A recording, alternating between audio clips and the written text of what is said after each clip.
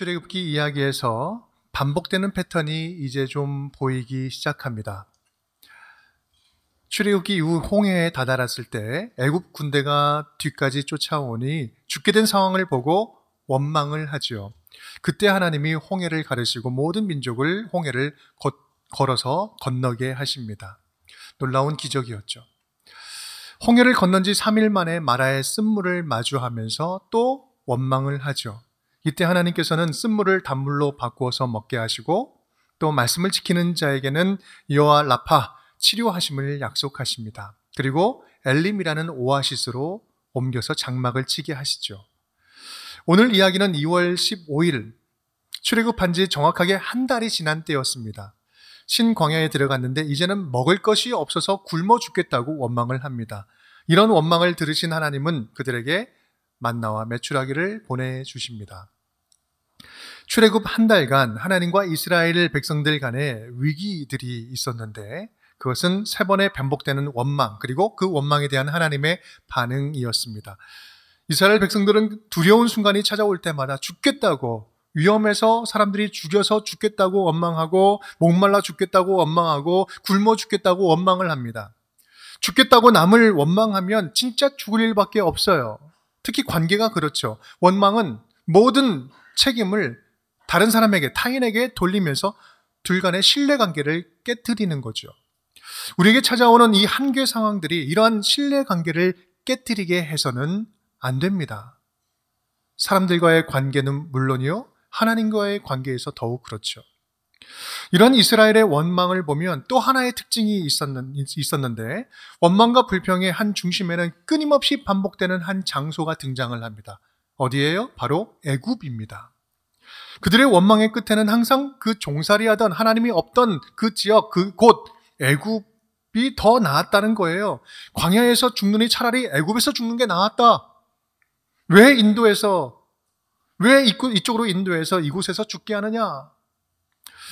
이렇듯이 인간들은 죽음이라는 이 두려움과 절망과 한계 상황 그 앞에서 틈만 나면 원망하고 불평하지만 우리 하나님께서는 이 죽음이라는 한계 상황을 통해서 오히려 죽음도 넘볼 수 없는 하나님 안에 있는 영원한 생명을 가르쳐 주십니다.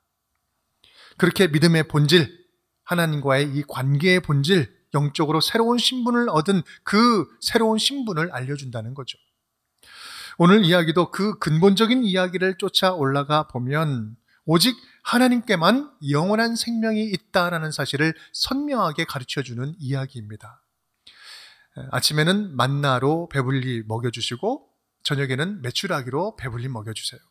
만나와 메추라기 이야기. 우리에게 너무나 익숙한 말씀이지만 오늘 출애굽기에 나오는 이 만나의 원리를 다시 한번 살펴보면서 날마다 우리에게 주시는 신령한 양식이 어떤 양식인지 배우고 맛보는 우리 복된 시간 될 수 있기를 주님의 이름으로 축복합니다.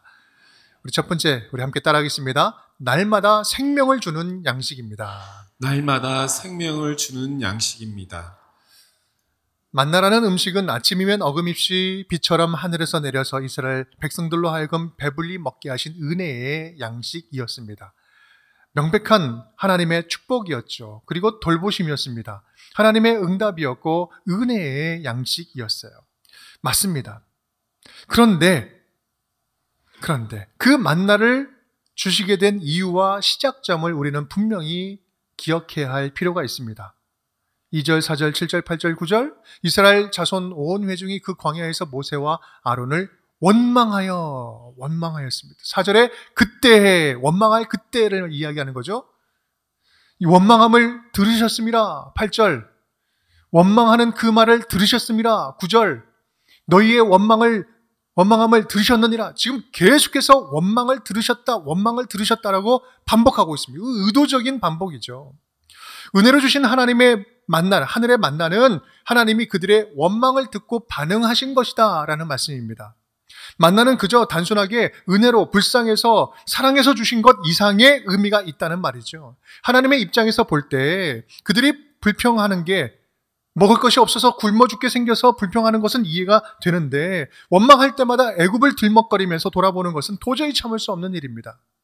왜 그렇습니까? 왜냐하면 그것은 하나님과의 신뢰관계를 허무는 것이고 하나님의 신실한 사랑을 무시하는 것이고 하나님의 약속을 질밟는 것이기 때문에 그렇습니다. 그런 하나님의 마음을 조금이라도 눈치채서 우리가 볼 수 있다면 만나에 담긴 의미가 마냥 은혜로만 주신 것은 아니었다는 사실을 우리는 알 수 있습니다. 그렇습니다. 우리 하나님께서 만나를 주신 의도가 더 있었던 것이죠. 우리 4절 말씀 함께 읽어볼까요? 이같이 하여 그들이 내 율법을 준행하나 아니하나 내가 시험하리라. 만나를 주심으로 내 말씀에 순종하는지 아니하는지 시험하리라. 하나님이 만나를 통해서 두 가지 마음을 적극적으로 표출하셨는데 첫 번째 하나는 앞서 말씀드린 것처럼 조건 없이 베풀어 주시는 하나님의 은혜와 사랑입니다. 또 하나가 있다면 그것은 이 만나를 통해서 얼마나 말씀에 순종하는지 시험하면서 하나님과의 신뢰관계를 회복시키기 위한 영적인 훈련으로 주셨다라는 말씀이에요. 그리고 그 메시지는 분명했지요. 이런 겁니다. 모든 생명의 주인은 나다. 네가 살아가는 모든 생명의 주인은 나다. 내가 너희의 생명을 주관한다. 살려도 내가 살리고 죽여도 내가 죽일 것이다. 너희 목숨은 내 손 안에 있고 내가 조절할 것이니 너희는 걱정 말아라. 내 혼자 스스로 뭔가를 막 힘주려고 살아내려고 하는 그 힘을 빼라라는 거예요. 하늘에서 내리는 만나를 날마다 먹는다는 것은 이런 의미였습니다. 생명의 주인이신 하나님을 날마다 기억하라. 생명의 주인이신 하나님. 그렇다면 그 사실을 안 그들은 이제 무엇과 본격적으로 싸워야 할까요? 자기 인생을 내가 조절하고 자기가 조절하려고 하는 자기 중심성과 싸워야 되는 것이었습니다. 하나님께 묻고 구하고 말씀에 순종하기보다 내가 결정하고 내가 조절하고 내 능력으로 내 삶은 내가 책임지겠다. 내 목숨은 내가 살려야 된다. 자기 중심성이죠. 물론 자기를 보호하려고 하는 자기 보호 본능은 어쩌면 당연한 일입니다. 하지만 문제는요, 자기를 지키는 이 자기 보호 본능이 강해지면 강해질수록 자기를 위해서 타인을 무시하고 경히 여기기 쉬워진다는 거예요. 더 나아가서 내 중심적으로 보이다 보니 하나님도 타자가 돼버리고 하나님도 무시하게 되는 거예요.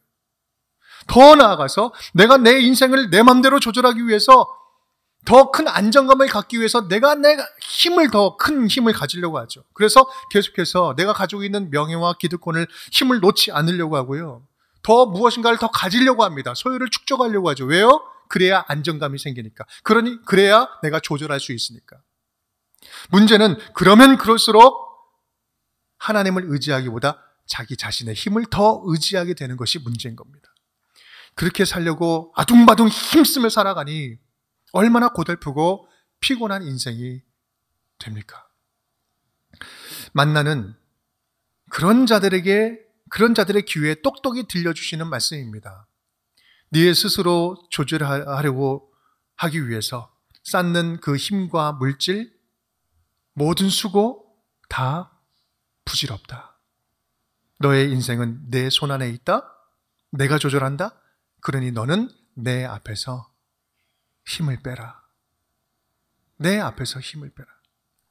헛된 수고 다 버리고 너를 책임지는 너의 주인인 내게 먼저 찾아와라.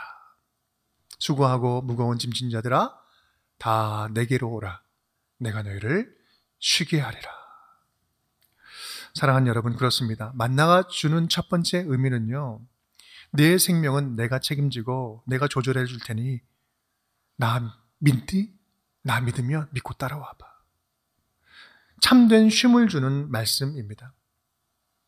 나 없이는 하루도 살 수 없는 존재임을 분명히 깨닫고 내게 와서 생명을 구하라. 내가 생명의 근원이 되어주겠다. 생명의 원천이 되어주겠다. 우리 운정교회 현관문 들어올 때 제일 먼저 맞이하는 성경 말씀이 시편 36편 9절 말씀이죠. 함께 읽어볼까요? 진실로 생명의 원천이 주께 있사오니 주의 빛 안에서 우리가 빛을 보리이다. 아멘. 주님이 생명의 근원이 되어주신다. 사랑하는 여러분, 하늘에서 내린 신령한 양식 이 만나는요, 날마다 우리에게 생명을 주시겠다는 약속의 말씀입니다. 오늘 네 생명은 내가 오늘 너에게 주는 생명이다. 그 말씀을 하고 계시는 거예요. 우리가 사는 오늘 하루는 당연히 살아가는, 그냥 눈 뜨니까 살아갈 수 있었던 그냥 당연히 살아가는 하루가 아닙니다. 주님 주시는 은혜의 하루요, 기적과 같은 하루요, 주님 주신 선물과 같은 하루입니다. 그러니 하나님 없는 모든 헛된 수고를 다 멈추고 오늘 나를 살게 하시는 하나님만을 바라보면서 그 주님을 찬양하고 감사할 줄 아는 하루가 되자라는 말씀이에요. 바라기는 날마다 우리에게 생명 주시는 하나님을 기억하면서 더욱더 생기 있는 믿음으로 주님만 의지하며 살아가는 우리 운종의 모든 식구들 될 수 있기를 주님의 이름으로 축복합니다. 우리 두 번째입니다. 함께 따라하겠습니다. 날마다 믿음으로 먹는 양식입니다. 날마다 믿음으로 먹는 양식입니다. 만나는 신령한 음식이었습니다. 이 세상에 전에도 없었고 후에도 존재하지 않았습니다. 그런 신비한 음식이었죠. 하나님께서는 만나와 더불어서 메추라기도 함께 주셨는데 이 둘 간에는 비슷한 점이 있지만 또한 차이점도 있습니다. 메추라기는 하나님께서 자연현상을 적극적으로 이용해서 주신 기적과 같은 은혜였습니다. 메추라기라는 새는 그 지역을 이동하는 대표적인 철새였는데 봄에는 아프리카에서 유럽으로 그리고 가을에는 유럽에서 아프리카로 이동하는 철새였습니다. 그들이 가는 길목에 시내산이 있었던 것이죠. 메추라기가 지나가는 통로가 시내산 근처였습니다. 지금도 메추라기 떼를 많이 발견할 수 있다고 하는데 물론 아무리 자연현상이라 할지라도 매일 그들에게 40년간 육식고기를 먹여주신 것은 이건 놀라운 기적입니다. 그래도 메추라기는 자연현상을 적극적으로 활용하신 기적이었습니다. 그런데 만나는 달랐어요. 만나는 말 그대로 신비함 그 자체였습니다. 만나라는 이름의 뜻도 이것이 무엇이냐? 이것이 만나라는 그 의미예요. 이것이 무엇이냐? 알 수 없다는 거죠. 특히 이 만나가 신령한 음식임을 증명하는 것은 이 6일째의 신비에 있습니다. 우리 5절과 24절, 25절. 여섯째 날에는 그들이 그 거둔 것을 준비할지니 날마다 거두던 것에 갑절이 되리라. 24절, 25절 함께 읽겠습니다. 그들이 모세의 명령대로 아침까지 간수하였으나 냄새도 나지 아니하고 벌레도 생기지 아니한지라. 모세가 이르되 오늘은 그것을 먹으라. 오늘은 여호와의 안식일인즉 오늘은 너희가 들에서 그것을 얻지 못하리라. 아멘. 만나의 유통기간은 쉽게 말하면 하루였습니다.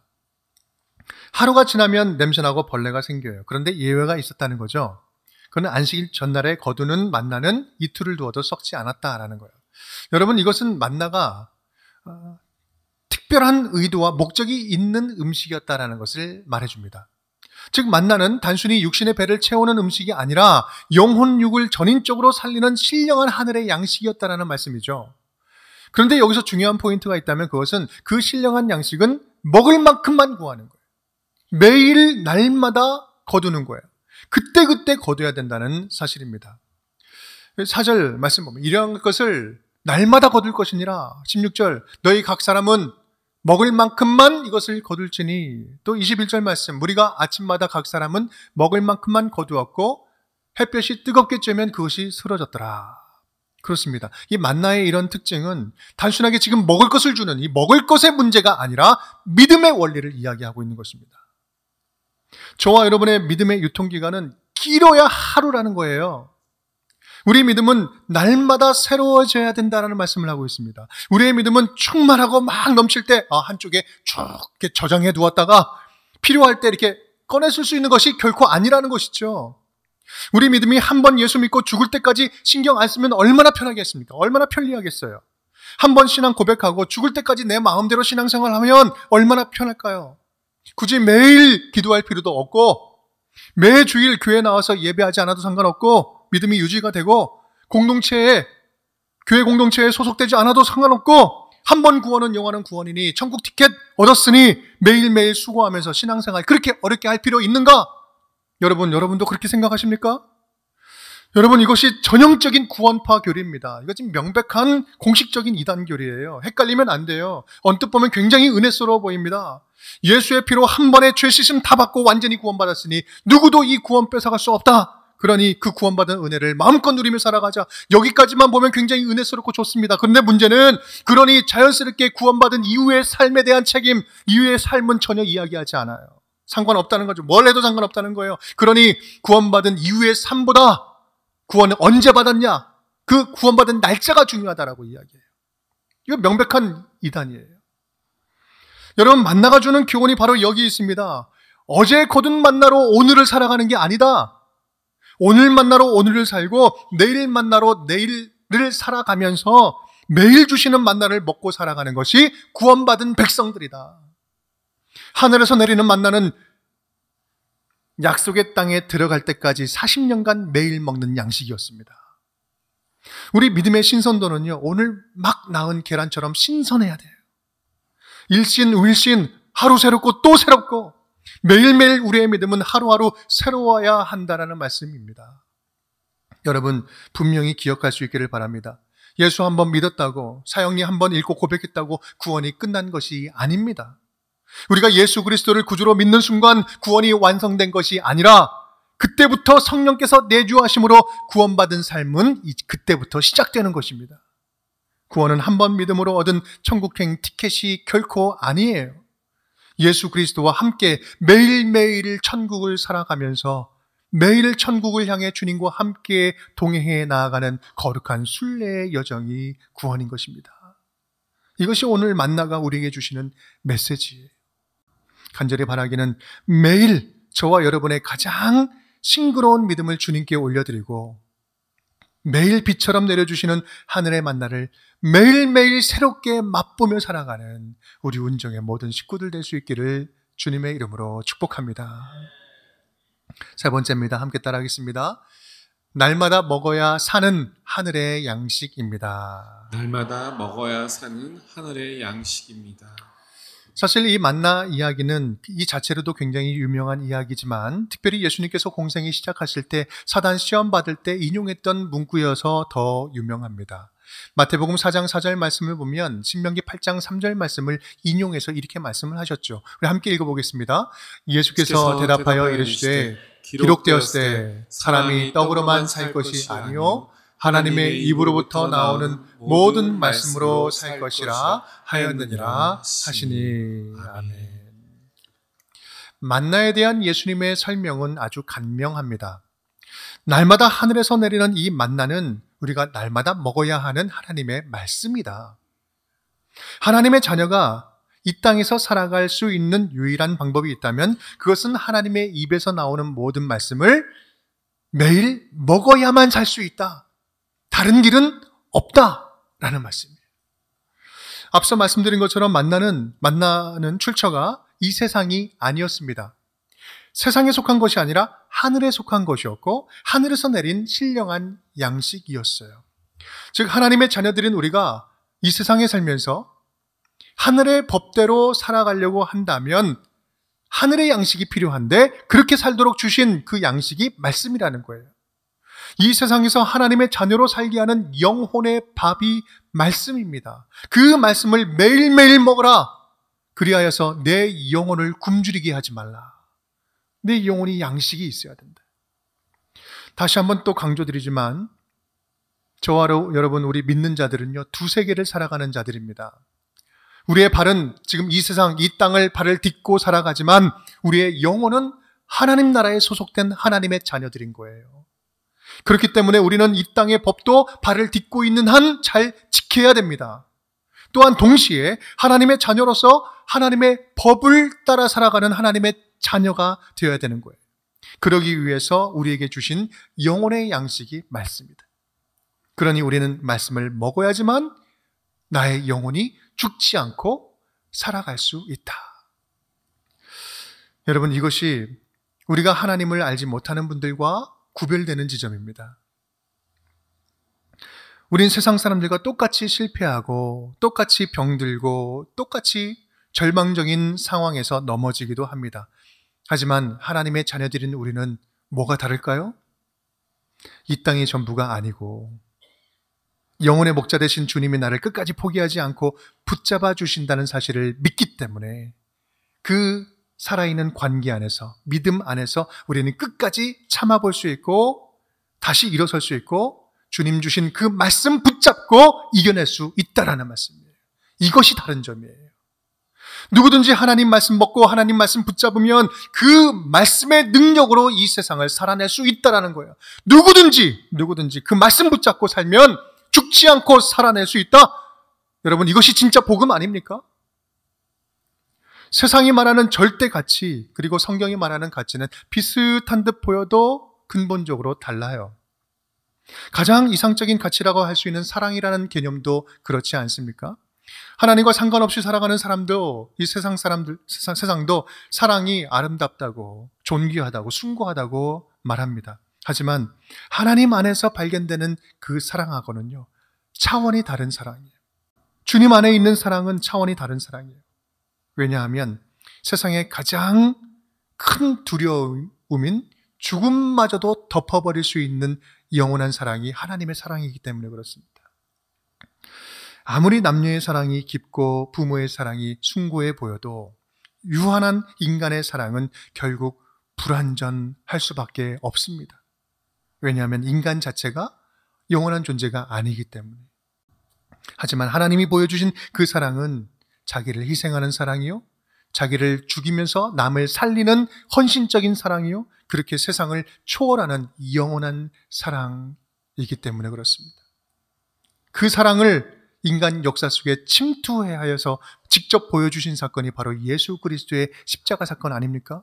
십자가에서 우리를 위해 대신 죽으심으로 우리의 모든 죄를 다 속하여 주시고 죽었던 우리의 존재를 다시 살리신 예수 그리스도 십자가 부활 승리로 말미암아 우리를 다시 살리신 그 영원한 사랑, 세상이 알 수도 없고 줄 수도 없고 세상이 감당지 못할 사랑, 그 사랑을 예수 그리스도를 통해서 우리에게 보여주신 거 아니에요? 그 사랑을 배우며 살라고, 그 하나님의 사랑을 잘 따라하면서 살라고, 흉내내면서 예수님 닮은 모습으로 살아내라고. 세상의 지혜로는 그렇게 살 수 없으니 하나님의 지혜, 하늘의 지혜를 가르쳐 주시려고 영혼의 양식인 말씀을, 성경 말씀을 우리에게 주신 거예요. 여러분, 구원에 이르는 지혜는요, 다른 어디에서도 구할 수 없습니다. 오직 말씀을 통해서만 주시는 거예요. 디모데후서 3장 15절 함께 읽겠습니다. 성경은 능히 너로 하여금 그리스도 예수 안에 있는 믿음으로 말미암아 구원에 이르는 지혜가 있게 하느니라. 아멘. 이 구원에 대한 지혜는 오직 성경 말씀을 통해서만 얻을 수 있는 것입니다. 사랑하는 여러분, 우리 하나님은 오늘도 오늘의 나를 위한 말씀을 주고 계신 줄 믿습니다. 오늘 살아가는 오늘의 나를 위한 만나와 같은 말씀을 오늘도 우리에게 주고 계신 줄 믿습니다. 하루하루 주시는 그 만나와 같은 말씀을 부지런히 나가서 거두어 드릴 수 있는 저와 여러분이 될 수 있기를 간절히 축복합니다. 어제의 만나는 어제를 위한 양식이었고요, 내일을 위한 만나는 내일 어김없이 주님께서 주실 거예요.